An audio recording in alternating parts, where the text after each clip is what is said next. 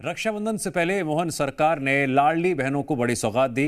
खातों में 1500 की मासिक राशि के साथ साथ मुख्यमंत्री डॉक्टर मोहन यादव ने 2148 करोड़ का अंतरण किया। राखी के मौके पर बहनों को 250 के अतिरिक्त सौगात भी दी गई।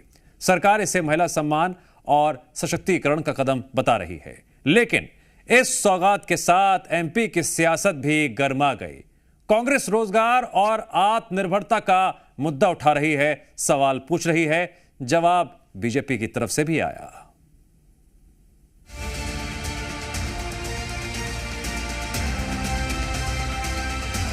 मोहन सरकार ने रक्षाबंधन से पहले लाडली बहनों को बड़ा तोहफा दिया।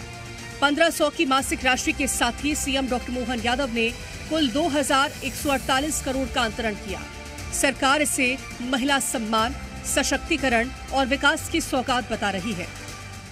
और दुर्भाग्य से कांग्रेस के लोग किस प्रकार की भावना रखते हैं, जब लाडली बहना राशि डालने के लिए हम कदम बढ़ाते हैं तो कांग्रेस के लोग कहते हैं आप लाडली बहनों के खाते में पैसे मत डालो, ये बहनें शराब पी जाती है। अरे शर्म आना चाहिए। आप बताइए, ये लाडली बहना याद रखना, बहनों गठान बांध करके जिस दिन चुनाव आएगा इन सारे कांग्रेसियों को धता बताना, इनका हिसाब चुकता करना कि लाडली बहनों का अपमान कोई बर्दाश्त करने वाला नहीं है।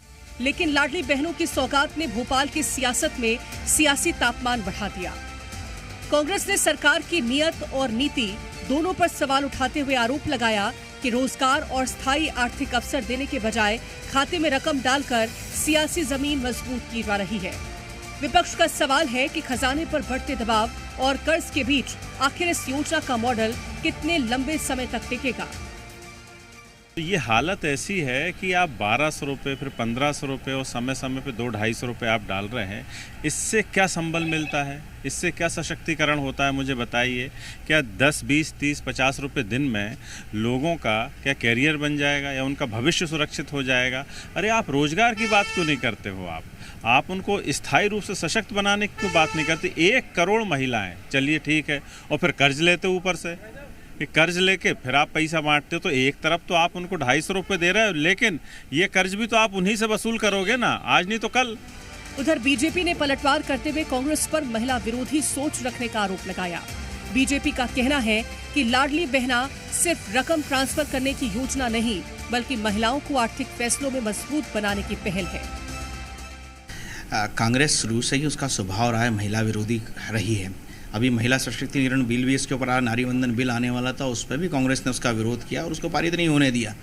तो नारी महिलाओं का जो देश की 50% आबादी है, उसका विरोध किसी न किसी प्रकार से और कैसे किसी महिला को आगे नहीं आना देना चाहिए, यह उसका प्रपंच कुछ न कुछ करती रहती है। तो ये नारी विरोधी कांग्रेस है और उसकी मानसिकता इसी का परिचय है कि जिसके कारण से आज मुख्यमंत्री जी द्वारा जो आज सौगात दी जा रही है बहनों को इस प्रदेश के अंदर, उसका विरोध करना है। यानी 1500 खाते में पहुंचे हैं, लेकिन सियासत में सवाल हजार खड़े हो गए हैं। क्या ये महिला सशक्तिकरण का मॉडल है या चुनावी राजनीति का मास्टर स्ट्रोक? क्या सरकार महिलाओं को आर्थिक ताकत दे रही है या विपक्ष के मुताबिक रोजगार के सवाल से ध्यान भटका रही है? ब्यूरो रिपोर्ट, जी मीडिया।